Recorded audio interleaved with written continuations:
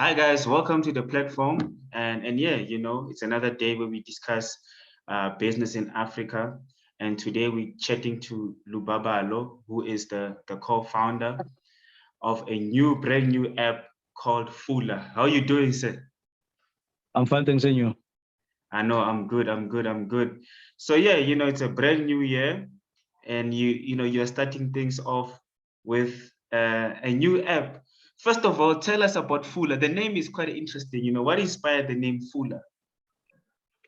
It's a combination of a couple of things. Well, one is being my name. Some people, when they, shorten my name, they call me Luba. So, Luba, Fula, it kind of sounds almost similar. Mm. And also, because of what I envision the app to be, from filling up your stomach, filling up you know, your every need basically, petrol, whatever. So it was just a combination of those interests. Mm. Okay, so I understand that you and your team have been working on this for the past 2 years. So it's always intriguing to learn about apps and how they work. So can you tell us just a bit about the process of coming up with the business model of an app and putting it together and finally launching? What was the process throughout the past 2 years? Look, the process was more, gathering data and understanding how you need the app to flow, and how it should hit or reach your target market. Um, so, you went through a lot of processes and investigations regarding, how that entire thing should and must work. So eventually, you get to a model that you know that kind of works, and you say, let's go for it. And I must tell you, I changed the model like 3 times Wow. before getting to the final model. Yeah. So, and I was convinced with the first two, that they were the right model. But after like 6 months, I was like, no, no, no, no, no. They are complicated, and they will confuse the consumer. Let's just go this, this route that we went to. Mm. The tech industry is an industry that is growing, at a rapid rate. Especially in last year, where a lot of international investors put money behind a lot of like African startups. So you being from the Eastern Cape, and obviously, staying in Gauteng, what made you get into the tech, industries? What made you decide that, what, I also want to be part of the industry that is tech? Okay, let me just maybe correct you there. So I was born in Gauteng. I was Oh, raised in Gauteng. My family is from the Eastern Cape, to which I pay homage to, and I go there quite often. mm-hmm. So my roots are there. Yeah. So going back to the second question. Sorry, what was your second question? My question is, what inspired you to get into, this growing Oh, industry okay, called tech? okay. Yeah, Yeah. yeah, yeah. Look, oh man, I've always been a techie. I mean, as far as I can remember, yeah, I've always been a techie. I've always been into sci-fi, futuristic stuff, or watching Star Trek and seeing some of the tech there and some of the stuff that, you kind of see will be kind of used in the future. And you kind of think, no, but that's possible. It's possible now. It's not possible in, you know, uh, in subspace time. So that's what inspired me. And generally, I'm a very creative person. So tech for me allows for a lot of creativity to happen. And if you've got the right people, you can, put things together and realize some of the ideas and plans that you have. Okay. So, you're a tech guy, always been fascinated by by how the industry works. Okay, I get that. So obviously you're also a businessman. And one of the first things that, especially us in the Black community, when you get into any business, it's always the issue of like, finances, resources. So I want to know from you, what is your business model when it comes to that? Do you have business partners? Are you alone? Because I understand, like to run an app and to run a business like this, you really do need some coins or, resources to get it off the ground. So, how do you do it? Look, I've always, uh, uh, uh, like I said, I've always been into tech. I've tried a couple of solutions in the past. About 20 years ago and 15 years ago, I came up with some solutions, and they were bought by other companies. And over the years, I've had a company called Fula Mobile, which I've run for the past 12 years, I think. And that has helped me gather resources, gather more information, context networks to be able to fulfill some of my other, interests like Fula. So I've had to build a base that allows me to, and a solid base that allows me to then say what else can be done out there. Without that base, I would have not been able to. I don't have partners. I'm all by myself. Um, yeah, in all my businesses, I'm all by myself. And, no one is going to give you a handout out there. And, people don't care, people are very, people they especially if you black, they think, oh, here we go, here's another scamster, So it's unfortunate. So you rather, have your own resources, build your resource base instead of going and knocking on doors and people telling you, no, it won't work, it's too expensive, it's this, it's that. So I made sure that I've got a solid base to be able to, do any or bring up any solution that I want. Wow, that's dope. So you've been in the business. You've been in business for more than 12 years. And what I like is that you mentioned that, you've built businesses. Did you say that you sold some business that you built over the years? Yeah. I had a business called Jobs Mobi, which I Jobs Find, which was a digital a mobile job search engine. And this is close to 15 or probably not 20 years ago. And it was basically a solution where you go into your phone and you use a USSD platform, or you can go into a URL link that goes to a Mobi, and you can look at and look for jobs there and apply for jobs and do the interview there, and you can actually be shortlisted there. You won't be at the time. It was built so that you are not appointed there, but the entire process in terms of vetting you as a candidate is done on your cell phone, and then finally when they appoint you, then that's like more for personal interaction. So that business I sold, and a couple of others that I sold many years ago. And I was young then. I was much more handsome than I look now. So now I'm old and yeah, I'm tired. Yeah, interesting stuff. Interesting stuff. Like it's inspiring to hear And this stories is like before, this. and this is before Facebook, by the way. This is before Facebook. This is before Instagram. This is before any of the text that you know right now. Yeah.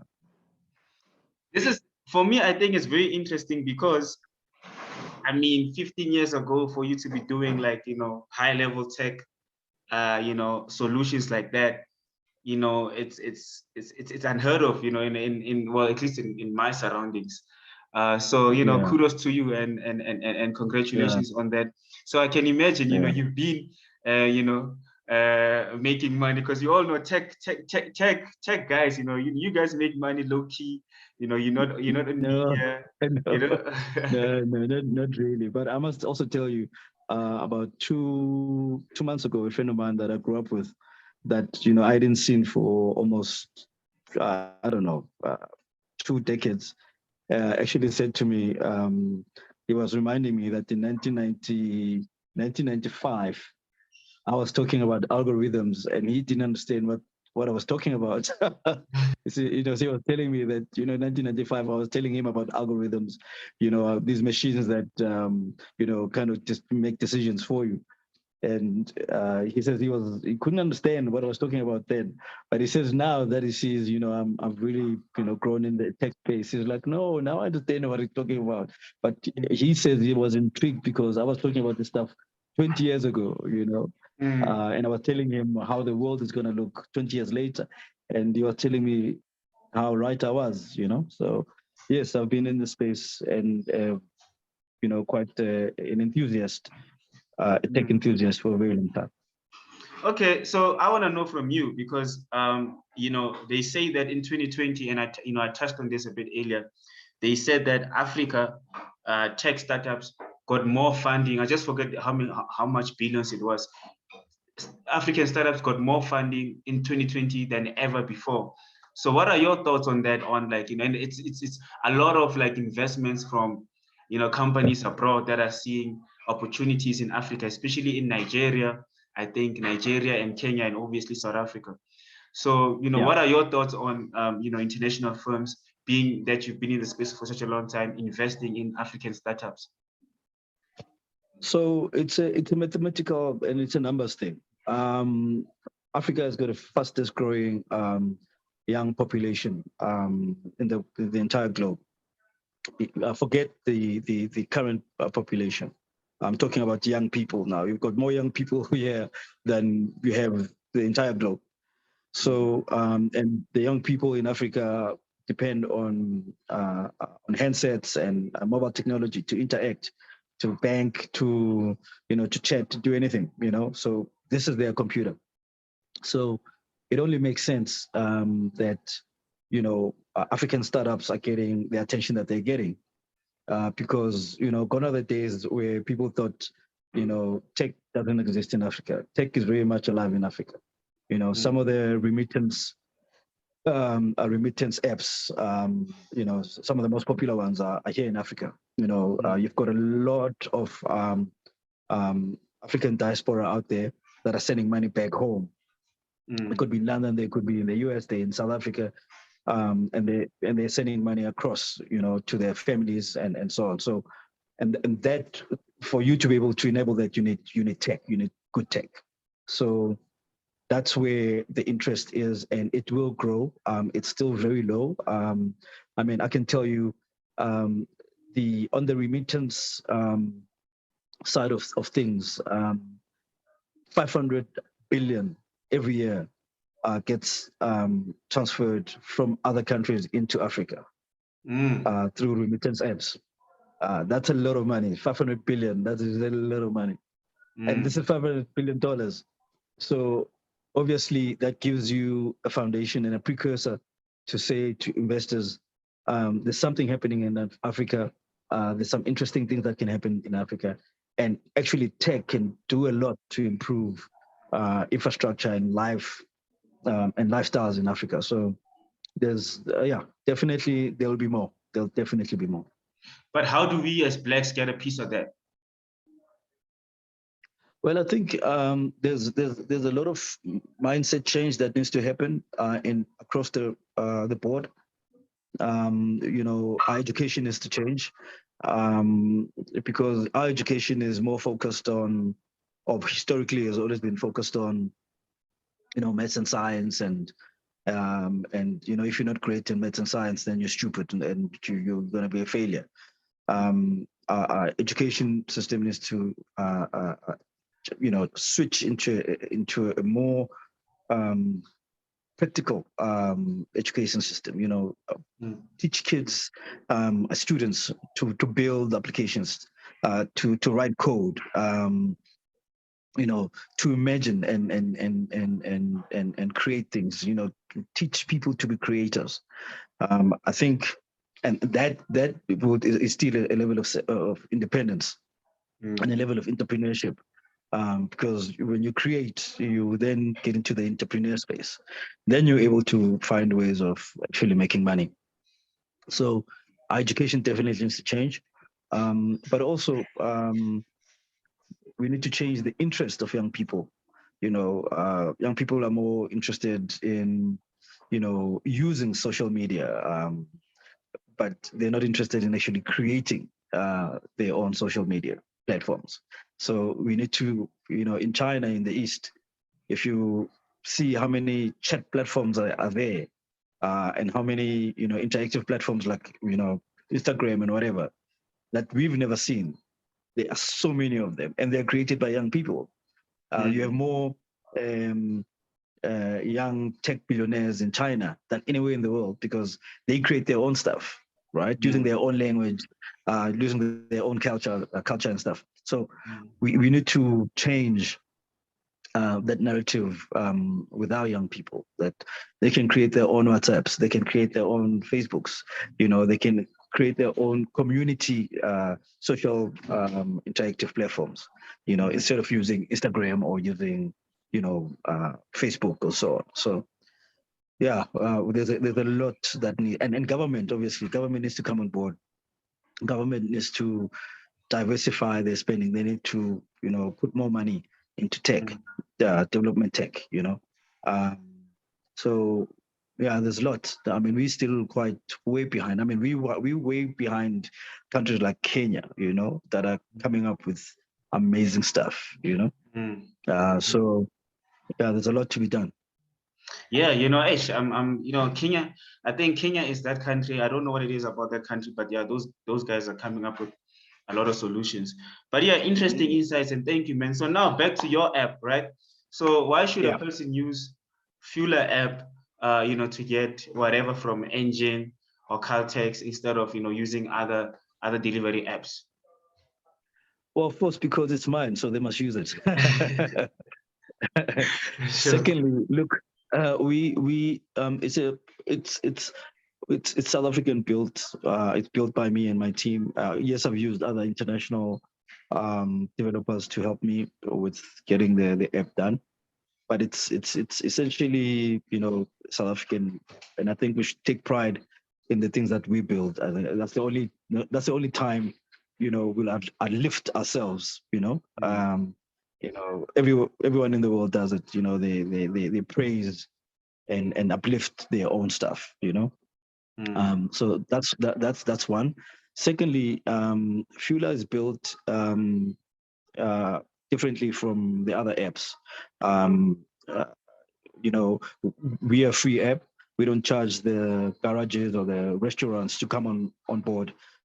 They can simply go in there and register themselves. It's free. There's no monthly maintenance fees. There's no sign-up fees. So that should be an incentive for anybody that wants to, sell to a bigger audience, to get on.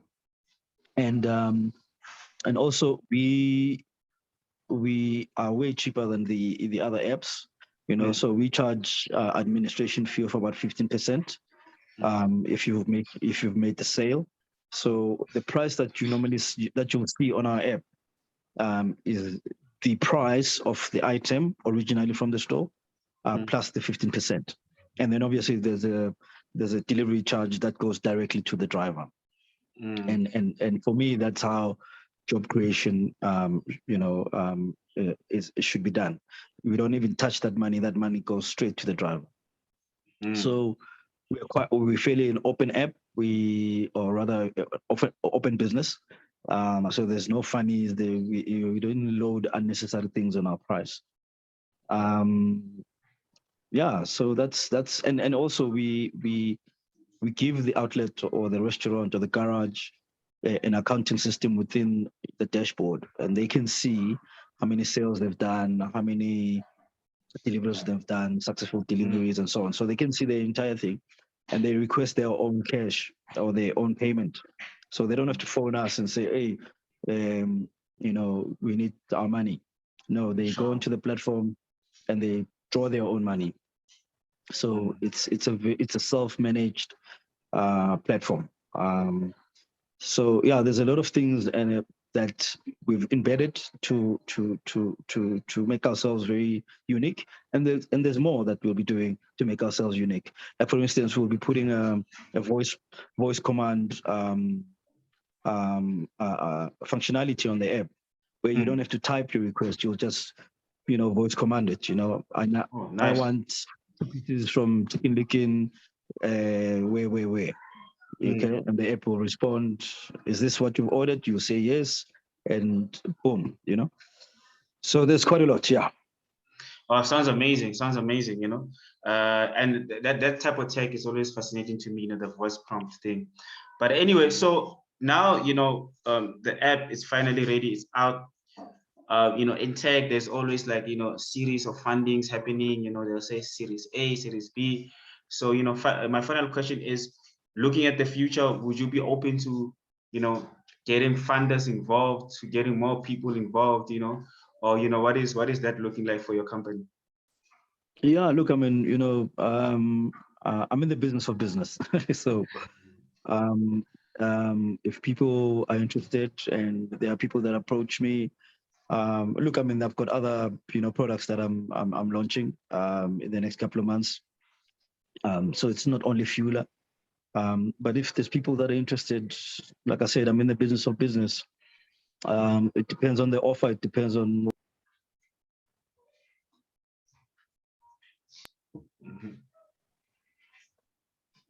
Yeah, no, you're still here. I think you had a call or something. Yes, I had a call. Yeah, it's actually one of my outlets. No, so I was saying that it depends on the offer. It depends on or what is brought forward. Like I said, I'm in the business of business. Okay. Yeah, no, Lubabalo, thank you so much. A very insightful interview. I'm sure people that are gonna watch it are gonna learn a lot.